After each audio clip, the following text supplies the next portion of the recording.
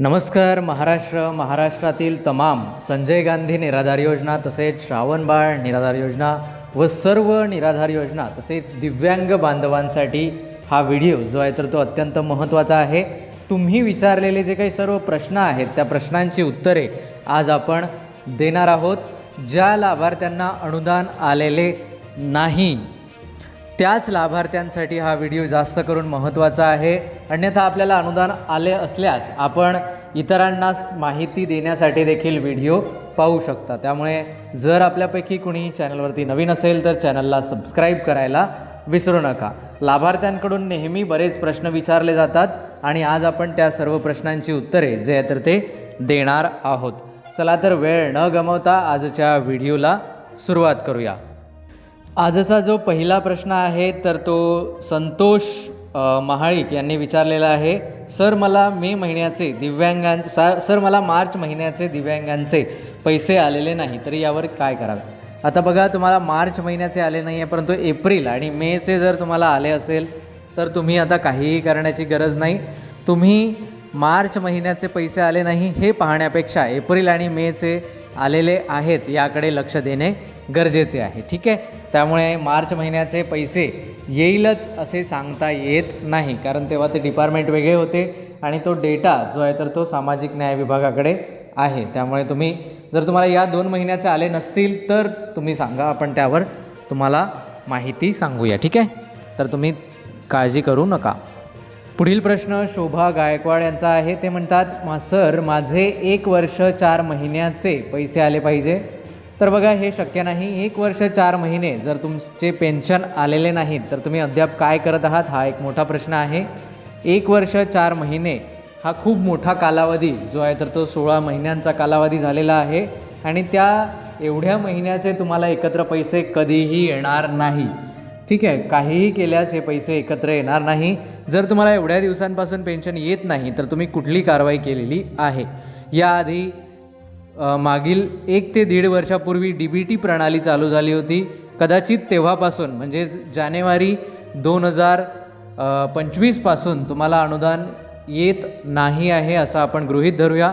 तर DBT प्रणाली सक्रिय झाल्यामुळे तुमच्या बँक खाते आणि DBT जी आहे तर ती बरोबर नाही, ओके नाही, त्यामुळे तुम्हाला ते पैसे आलेले नाहीत। त्यामुळे तुम्ही तात्काळ यावर कारवाई करणं गरजेचं आहे, कारण तुमची जर अनुदान थांबवले असेल तर ते लगेच चालू होईल आणि जर पूर्णपणे बंद झाले असेल तर प्रॉब्लेम येईल। त्यामुळे तुम्ही यावर कारवाई करा। ठीक आहे, पुढील प्रश्न ईश्वर वाकडे विचारतात, पैसे कधी येणार सर, कुठल्या योजनेचे आणि काय, आणि तुमचं नाव गाव कुठे हे काही तर मेन्शन केलेलं नाही। त्यामुळे लाभार्थ्यांना सांगू इच्छितो, तुम्ही प्रश्न विचारत असताना तुमचं नाव गाव आणि योजना कमीत कमी त्यामध्ये लिहायला विसरू नका। तर पैसे कधी येणार म्हणजे कुठले पैसे याविषयी काहीतरी कळवा। ठीक आहे, पुढील प्रश्न जो आहे तर तो अपर्णा माळी यांचा आहे। ते म्हणतात, सर पलूज तालुक्यात कधी येणार आहेत अनुदान। आम्ही UDID कार्ड तसेच हयातीचा दाखला तसेच जे आहे तर ते उत्पन्नाचा दाखला दिला आहे तरीही आमचे पैसे अनुदान आलेले नाही एप्रिल आणि मे महिन्याचे। तर बघा, तुम्ही हयातीचा दाखला, उत्पन्नाचा दाखला आणि UDID कार्ड जर दिलेले असेल तर तुमचे पैसे का आले नाही त्याचे संभाव्य कारणे पुढीलप्रमाणे आहे। जर तुम्ही ते सर्व डॉक्युमेंट्स दिलेले आहे आणि तरी देखील तुम्हाला पैसे आले नाही तर बघा, तुम्ही जर दिव्यांग कॅटेगरीमधून लाभ घेत असाल तर आता जवळजवळ सर्वच दिव्यांगांना, ज्यांचे डॉक्युमेंट्स ओके आहेत, ज्यांचे नाही आहेत, अशा सर्वच दिव्यांगांना या वेळेस जे आहे तर ते 5,000 रुपये आलेले आहेत।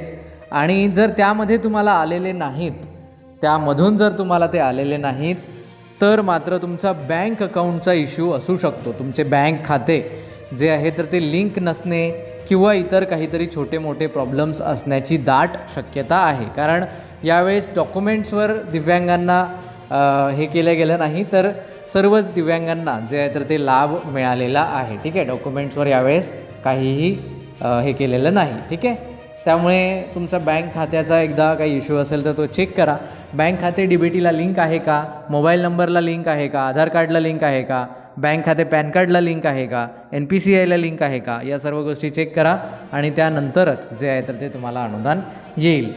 ठीक आहे, त्यामुळे तुमचा इश्यू इथे मला वाटतं की बँक खात्याचा असू शकतो। ठीक आहे, वर्षा कुलकर्णी यांचा पुढील प्रश्न आहे. ते म्हणतात, सर मी तुळजापूरमधून आहे, मला गेले 2 महिने अनुदान मिळाले नाही.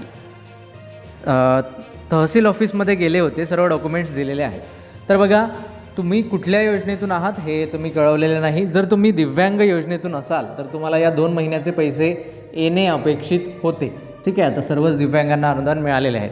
आणि जर तुम्ही श्रावण बाळ किंवा संजय गांधीमधून असाल, वेगळ्या योजनेतून दिव्यांगांच्या व्यतिरिक्त जर असाल, तर मात्र तुम्हाला अनुदान येईल. त्याला थोडासा वेळ आहे, परंतु पुढील महिन्याचे अनुदान म्हणजे आता चालू महिन्याचे अनुदान येईल, मागील महिन्याचे अनुदान येईल की नाही याची अद्याप माहिती मिळालेली नाही. या एप्रिल महिन्याचे तुम्हाला अनुदान येईल, जेव्हा आता अनुदान येईल. जर तुम्ही दिव्यांग नसाल तर, ठीक आहे, दिव्यांग असाल तर तुम्हाला अनुदान यायला पाहिजे होते.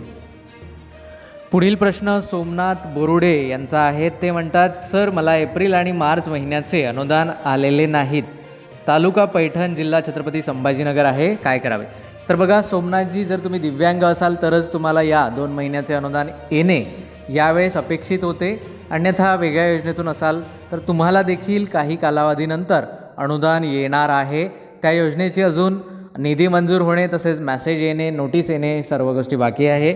जसेही अनुदान येतील तसे तुम्हाला माहिती दिल्या जाईल. ठीक आहे, त्यामुळे काळजी करू नका.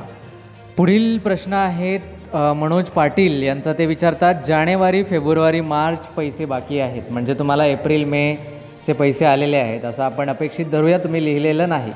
तर बघा, जानेवारी फेब्रुवारी मार्चचे जर अनुदान बाकी आहे तर तुम्ही त्याकडे लक्ष देऊ नका. तर तुम्हाला जर आता पुढे कंटिन्यू पैसे येत असेल तर पुढे जे आहे तर ते तुम्हाला अनुदान येत राहील.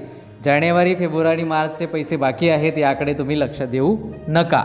आता तुम्हाला मी असं म्हणत नाही की ते तुमच्या हक्काचे पैसे नव्हते, परंतु आत्तापर्यंतचा इतिहास आहे आणि बऱ्याच लोकांना, तुमच्यासारख्या बऱ्याच लोकांचे बऱ्याच काही महिन्यांचे अनुदान बाकी आहे, तर ते अनुदान त्यांना पूर्णपणे मिळाले असे झालेले नाही. त्यामुळे तुम्ही उगीचच त्यासाठी स्वतःला त्रास करून घेऊ नका. ठीक आहे, तुम्हाला जर आत्ताचे अनुदान आलेले असतील तर पुढे तुम्ही अनुदान येत राहील अशी एक अपेक्षा व्यक्त करा. आणि ज्या काही कागदपत्रांची पूर्तता असेल तर ती देखील तुम्ही पूर्ण करणे गरजेचे आहे. ठीक आहे. सिद्धाराम उगले यांचा पुढील प्रश्न आहे, श्रावण बाळ योजनेचे पैसे जे आहेत ते अक्कलकोट तालुक्यामध्ये आलेले नाहीत. तर श्रावण बाळ योजनेविषयी सकाळी आपण माहिती सांगितली होती. लवकरच तुम्हाला जे आहे तर ते पैसे कधी येणार याविषयीचा व्हिडिओ पाहायला मिळेल. अद्याप त्याविषयीची अधिकृत घोषणा जी आहे तर ती मे महिन्याकरिता झालेली नाही. ठीक आहे, एप्रिल महिन्याचे तर अनुदान मिळालेलं आहे 14 एप्रिल 13 एप्रिलला, परंतु तुम्हाला मे महिन्याच्या अनुदानाविषयी अद्याप घोषणा झालेली नाही. त्यामुळे जशी ही घोषणा होईल किंवा काही मेसेज येईल तर आपण तुम्हाला माहिती देणार आहोत. ठीक आहे, त्यामुळे काही काळजी करू नका. ठीक आहे, तर अशा प्रकारे बरेच प्रश्न अजून देखील माझ्यापुढे शो होत आहेत. स्क्रीनवरती हजारो प्रश्न आहेत, परंतु काही रँडमली सॉफ्टवेअरच्या माध्यमातून जी नावं ॲटोमॅटिकली सिलेक्ट होतात अशाच लाभार्थ्यांची नावं आपण घेतलेली आहेत. परंतु काळजी करू नका, सर्वांच्या सर्व प्रश्नांची उत्तरे देण्याचं आपलं काम पूर्वीप्रमाणे आपण सुरू करणार आहोत. त्यामुळे तुम्ही तुमचे प्रश्न विचारू शकता. जर या व्यतिरिक्त काही प्रश्न असतील तर आपला व्हॉट्सॲप नंबर आहे 94 23 39 37 61. या नंबरवर देखील तुम्ही तुमचे प्रश्न विचारू शकता. प्रश्न विचारताना तुम्ही तुमचं नाव, तुमचं योजना हे सांगायला विसरू नका. ठीक आहे, तर त्या नंबरला व्हॉट्सॲप देखील करू शकता. व्हिडिओच्या कमेंट्समध्ये देखील तुम्ही तुमचे प्रश्न विचारू शकता. ठीक आहे, तर आजच्या पुरता इथेच आपण व्हिडिओ थांबवूया. मला देखील योजनेशी संबंधित माहिती घ्यायची आहे आणि त्यामुळे आता वेळ थोडा कमी आहे, त्यामुळे व्हिडिओ रेकॉर्ड करण्याचा वेळ जो आहे तर तो पुरेसा नाही आहे सध्याला. त्यामुळे इथेच थांबवूया. पुन्हा भेटूया नवीन एका व्हिडिओमध्ये नवीन माहितीसह. तोपर्यंत नमस्कार, धन्यवाद.